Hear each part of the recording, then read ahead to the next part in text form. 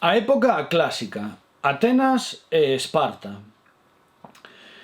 A época clásica comprende o período de tempo que vai dende o século V cara ao século IV antes de Cristo.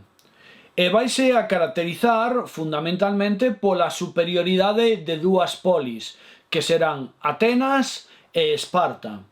E, xunto ca superioridade destas dúas polis, que podemos considerar hexemónicas, tamén caracterizarase pola sucesión de guerras.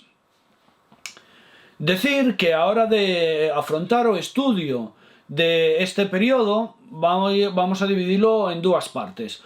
Por un lado, vamos a analizar ou a plantexar, en certo modo, cales son as características organizativas das dúas polis hexemónicas de Atenas e de Esparta. Eu considero personalmente que esta parte é un pouco menos importante, ademais de ser demasiado árida para vós, así, entre vos e eu, sin que se intere ninguén. Esta parte é un pouco rollo, pero é necesario abordala. E despois unha segunda parte que é máis interesante, polo menos dende a miña perspectiva, que é a que aborda as distintas guerras que poblaron este período. Atenas, a orixe da democracia. Atenas constituye o exemplo millor coñecido, o exemplo paradigmático, o exemplo ao que recurrimos sempre cando facemos ou cando reflexionamos sobre as polis democráticas.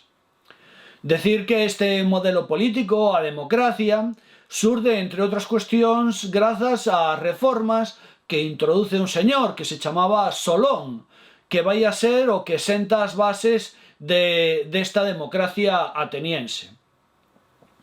O goberno, durante este período, vaise a realizar a través dunha serie de institucións.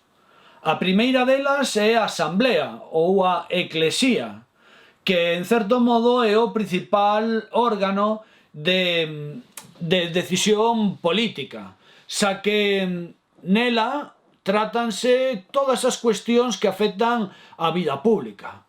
Na asamblea votanse as leyes, na asamblea decídese a guerra ou as cuestións relativas á guerra e á paz, na asamblea elíxense os gobernantes. Entonces podemos ver como é o núcleo central do sistema político democrático ateniense.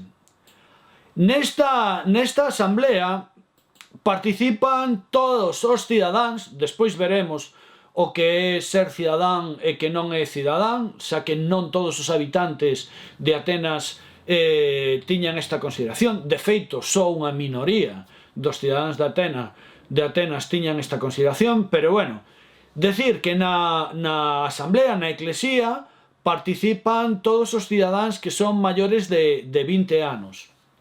E tamén que nesta asamblea as decisións tómanse por votación levada a cabo a man alzada, co cal todo o mundo vai a saber cal é a opinión de todo o mundo.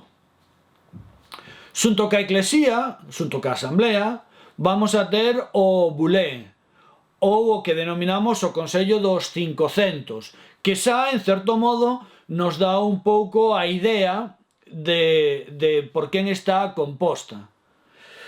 A bulé, ou o Consello dos 500, encárgase de preparar os asuntos que a posteriori van a ser discutidos na asamblea.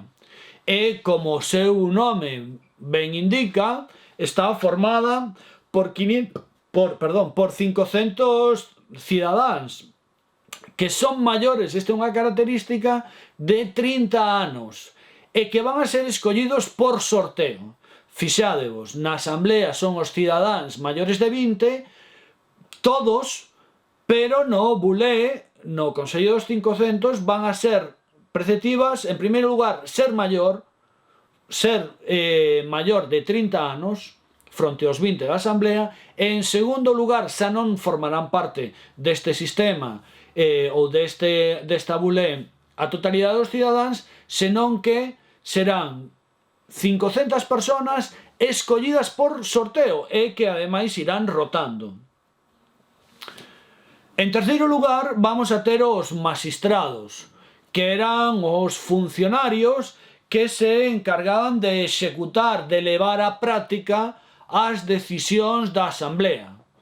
Entre estos magistrados cabe destacar fundamentalmente a dous. Por un lado, os estrategos, que son os encargados de dirixir tanto a armada como o conxunto do exército durante as guerras. Xunto cos estrategas, que serán 10, vamos a ter tamén os arcontes, que serán 9, que serán os encargados de presidir os tribunais e de dirixir os ritos relixiosos. Ata o momento temos a Eclesía ou Asamblea, o Bulé ou Consello de 500, os magistrados e agora vamos a ver os tribunais de xustiza. Os tribunais de xustiza, ou as persoas que se atopaban á fronte dos tribunais de xustiza, vamos a ter a persoas escollidas por sorteo entre o conxunto dos cidadáns, e este sorteo realizábase anualmente. Cada un destos tribunais estaba especializado nunha materia determinada, nunha materia concreta. Co que vemos que ao final as distintas persoas poden ir ocupando distintos cargos dentro do sistema político ateniense, sendo ou existindo unha condición básica: ser cidadáns. Como dicía antes, ou como anticipaba antes, non todos os habitantes da polis eran considerados cidadáns, xa que as mulleres, os escravos e os estranxeiros non podían acadar nunca esta consideración, non eran considerados cidadáns, o cal, como digo, excluía un número moi importante de persoas da cidadanía e, polo tanto, tamén do sistema de toma de decisións.